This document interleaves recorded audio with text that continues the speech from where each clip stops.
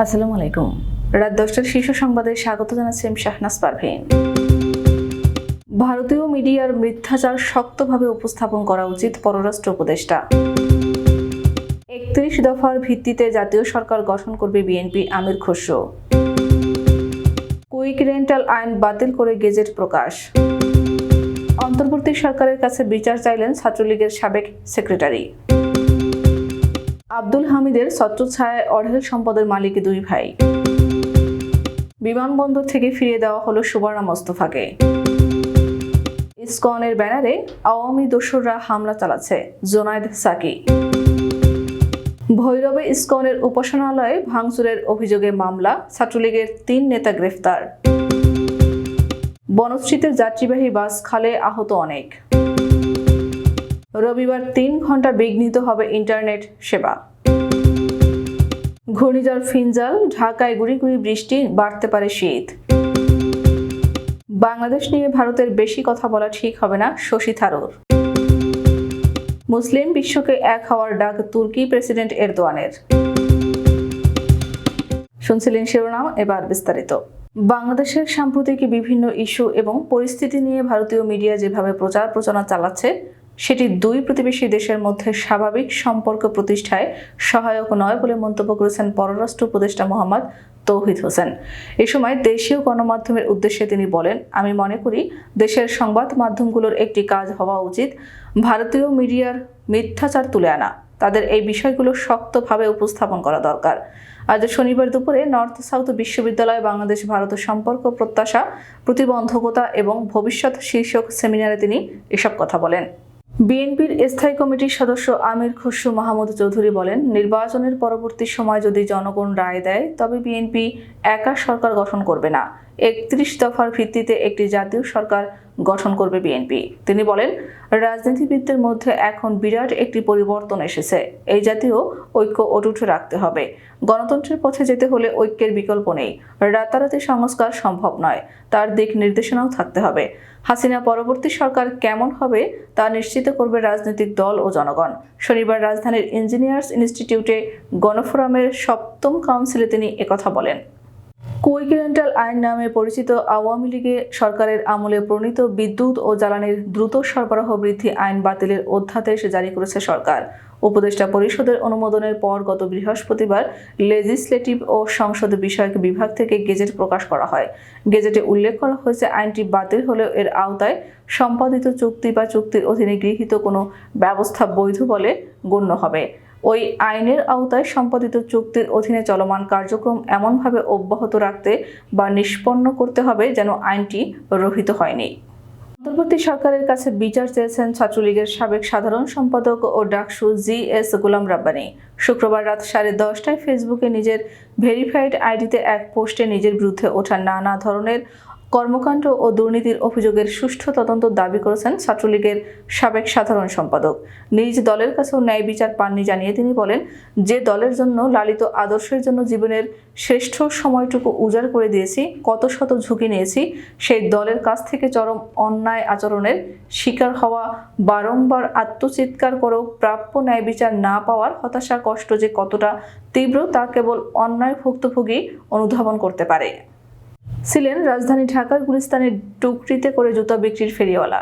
এক পর্যায়ে ওপর মহলের আশীর্বাদ লাভ করে আওয়ামী লীগের টিকিটে সংসদ সদস্য ও মেয়রের পদ বাগিয়ে সাবেক রাষ্ট্রপতি আব্দুল হামিদের ছত্রছায়ায় ভয়ঙ্কর সন্ত্রাস ও অনিয়ম দুর্নীতির পাখায় ভর করে রাতারাতি অঢেল বিত্ত বৈভবের মালিক বনে যান দুই সহোদর আফজাল হোসেন ও আশরাফ হোসেন। দেশ বিদেশে বিলাসবহুল গাড়ি বাড়ির মালিক দুই সহোদর অবশেষে সাভারে ফেমাস শুজ লিমিটেড নামে আন্তর্জাতিক মানের একটি জুতার বিশাল কারখানাও স্থাপন করেন। চলতি বছরের 17 মে ওই জুতার কারখানাটি আনুষ্ঠানিক উদ্বোধন করেন সাবেক রাষ্ট্রপতি আব্দুল হামিদ। রাতারাতি এমন অঢেল সহায় সম্পদ ও বিত্ত বৈভবের মালিক বনে যাওয়ায় নজর পড়েছে দুর্নীতি দমন কমিশনের। এ দুজনের জ্ঞাত আয় বহির্ভূত সম্পদ অনুসন্ধানে পিছু নিয়ে দুদক এরই মধ্যে মামলাও করেছে। সাবেক সংসদ সদস্য ও অভিনেত্রী সুবর্ণা মোস্তফাকে দেশের বাইরে যেতে দেওয়া হয়নি। এ সময় সঙ্গে ছিলেন তার স্বামী, নাটক ও চলচ্চিত্র নির্মাতা বদরুল আনাম সৌদ।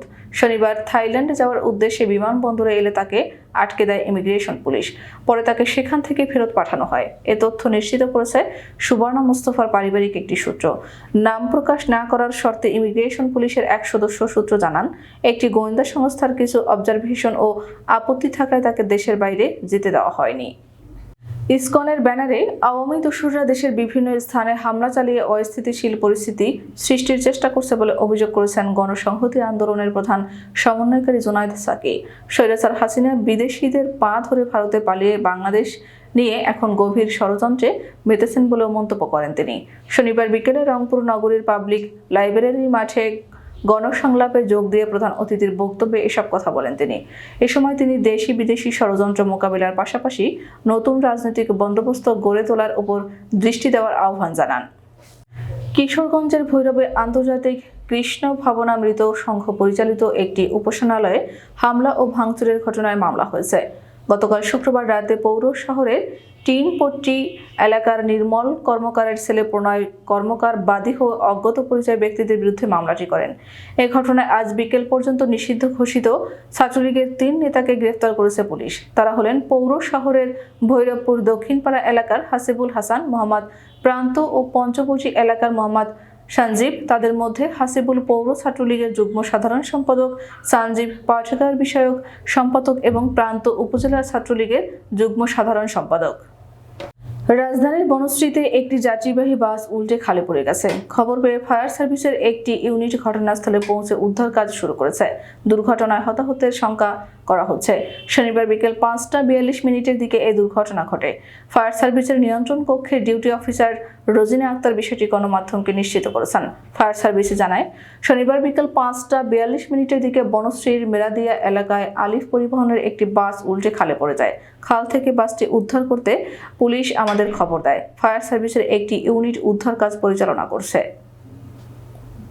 সাবমেরিন কেবল সিস্টেমের ত্রুটি মেরামতের জন্য রক্ষণাবেক্ষণ কাজের কারণে আগামীকাল রবিবার 3 ঘন্টা দেশের ইন্টারনেট সেবা বিঘ্নিত হতে পারে।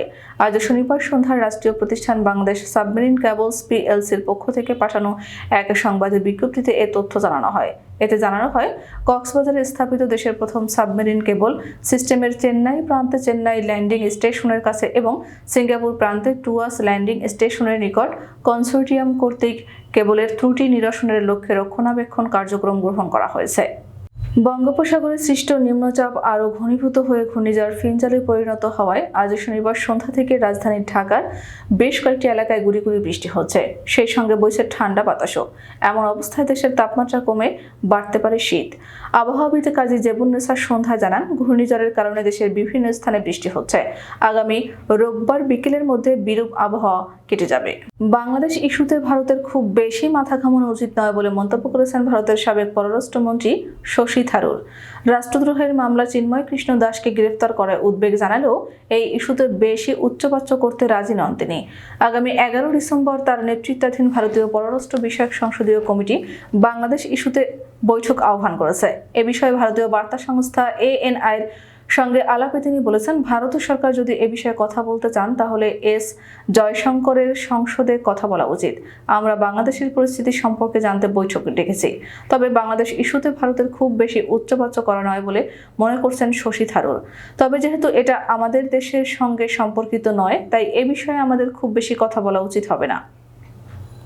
গাজার আগ্রাসন যেন শেষই হচ্ছে না। সারা বিশ্বে আলোড়ন সৃষ্টি করা ইসরায়েলের এই আগ্রাসন নিয়ে চলছে আলোচনা সমালোচনার ঝড়। গাজা ও লেবাননের এই যুদ্ধ নিয়ে এক এক দেশের এক এক মতামত দেখা যায়। এরই মধ্যে গাজার এই আগ্রাসন নিয়ে মন্তব্য করেছেন তুরস্কের প্রেসিডেন্ট রিসেপ তাইয়েব এরদোয়ান। মুসলিম প্রধান দেশগুলোকে একত্রিত হয়ে গাজার ইসরায়েলের আগ্রাসনের বিরুদ্ধে পদক্ষেপ নেওয়ার আহ্বান জানিয়েছেন। শুক্রবার আল জাজিরার প্রতিবেদনে জানানো হয়, এরদোয়ান জানান, তুরস্ক মুসলিম বিশ্বের পক্ষ থেকে ঐক্যবদ্ধ পদক্ষেপ নেওয়ার জন্য নিরলস প্রচেষ্টা চালিয়ে যাচ্ছে। আমাদের আগামীকাল দুপুর 2টার শীর্ষ সংবাদ দেখার আমন্ত্রণ জানিয়ে এখনকার মতো বিদায় নিচ্ছি। দর্শক, ভিডিওটি শেষ পর্যন্ত দেখার জন্য আপনাকে অসংখ্য ধন্যবাদ। নিত্য নতুন সংবাদ পেতে আমাদের ইউটিউব চ্যানেলটি সাবস্ক্রাইব করুন ও নিয়মিত নোটিফিকেশন পেতে বেল বাটনটি ক্লিক করুন এবং আমাদের ফেসবুক পেজটিতে লাইক করুন। এছাড়াও আমাদের ভিডিওতে লাইক দিয়ে শেয়ার করুন। আল্লাহ হাফেজ।